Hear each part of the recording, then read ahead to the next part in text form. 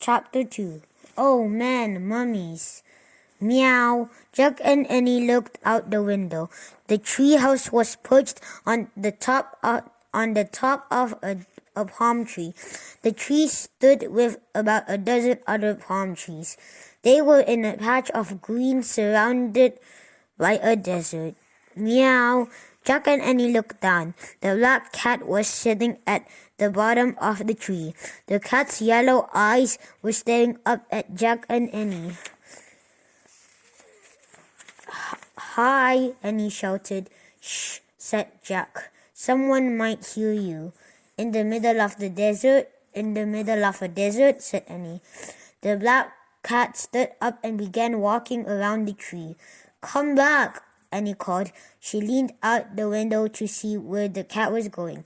Oh, wow, she said. Look, Jack. Jack leaned forward and looked down. The cat was running away from the palm trees toward a giant pyramid in the desert. The parade was going toward the pyramid. It looked exactly like the pyramid in the Egypt book. It's the picture from the book, said Jack. What are those people doing? asked Annie. Jack looked down at the Egypt book. He read the words under the picture. When a royal person died, a grand funeral procession took place. Family, servants, and other mourners followed the coffin. The coffin was called a sarcophagus. It was pulled on a sled by 4 oxen. It's an Egyptian funeral, said Jack. The box is called a sar. Oh, forget it. He looked out the window again. The oxen, the sled, the Egyptians, and the black cat were all moving in a slow, dreamy way. I'd better make some notes about this, said Jack. Jack liked to make notes. He reached into his backpack and pulled out his notebook. Jack wrote, coffin called sarcophagus. We'd better hurry, said Annie, if you want to see the mummy. Annie started down the rope ladder. Jack looked up from his notebook. Mummy, he said. There's probably a mummy in that gold box, Annie called up. We're in ancient Egypt. Remember? Jack loved mummies. He put down his pencil. Goodbye, Jack, called Annie. Wait, said Jack. Jack called. Mummies, Annie shouted. Oh man, said Jack. Mummies. Jack shoved his notebook and the Egypt book into his pack. Then he started down the ladder. When Jack got to the ground, he and Annie took off across the sand. As they ran, a strange thing happened.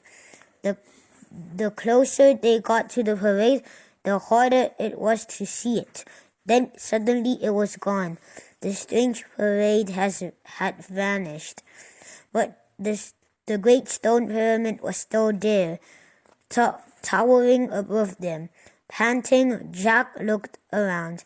What had happened? Where were the people? The oxen, the gold box, the cat? They're gone, said Annie. Where did they go? Said Jack. Maybe they were ghosts, said Annie. Don't be silly. There's no such thing as ghosts, said Jack. It must have been a mirage. A mirage. A what mirage? It happens in the desert all the time, said Annie. Said Jack. It looks like something's there, but it just turns out to be the sunlight reflecting to heat. How could sunlight look like people, a mummy box, and a bunch of cows? Said Annie. Jack found ghosts, she said. No way, said Jack. Look, Annie pointed at the pyramid. Near the base was the sleek black cat. He was standing alone. He was staring at Jack and Annie. He's no mirage, said Annie. The cat started to slink away. He walked along the side of the pyramid and slid around a corner. "Where's he going?" said Jack. "Let's find out," said Annie. They dashed around the corner just in time to see the cat disappear through a hole in the pyramid wall. Chapter 3. "It's alive." "Where did he go?" said Jack. He and Annie peeked through the hole in the wall. They saw a long hallway. Burning torches lit the walks. Dark shadows loomed. "Let's go in," said Annie. "Wait," said Jack. He pulled out the Egypt book and turned to the section on pyramids. He read the caption aloud. Pyramids were sometimes called houses of the dead. They were nearly all solid stone, except for the burial chambers deep inside. "Wow, let's go there, to the burial chambers," said Annie. "I bet a mummy's there." Jack took a deep breath. Then he stepped out the hot, bright sunlight into the cool, dark pyramid. The hallway was silent. Floor, ceiling, walls, everything was stone.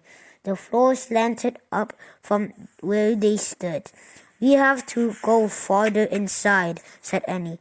"Right," said Jack, "but stay close behind me. Don't talk. Don't go. Just go," said Annie. She gave him a little push. Jack started up the slanting floor of the hallway. Where was the cat? The hallway went on and on. "Wait," said Jack. "I want to look at the book." He opened the Egypt book again. He held it below a torch on the wall. The book showed a drawing of the inside of the pyramid. The burial chamber is in the middle of the pyramid. "See?" Jack said. He pointed to the drawing. "It should be straight ahead."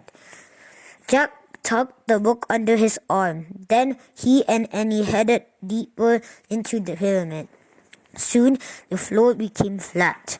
The air felt different, musty and still. Jack opened the book again. "I think we're almost at the burial chamber. See the picture? The hallway slants up. Then it gets flat. Then you come to the chamber. See, look. Eee!" A strange cry shot through the pyramid. Jack dropped the Egypt book. Out of the shadows flew a white figure. It rushed toward them. "A mummy," Jack thought. "It's alive," and he shouted.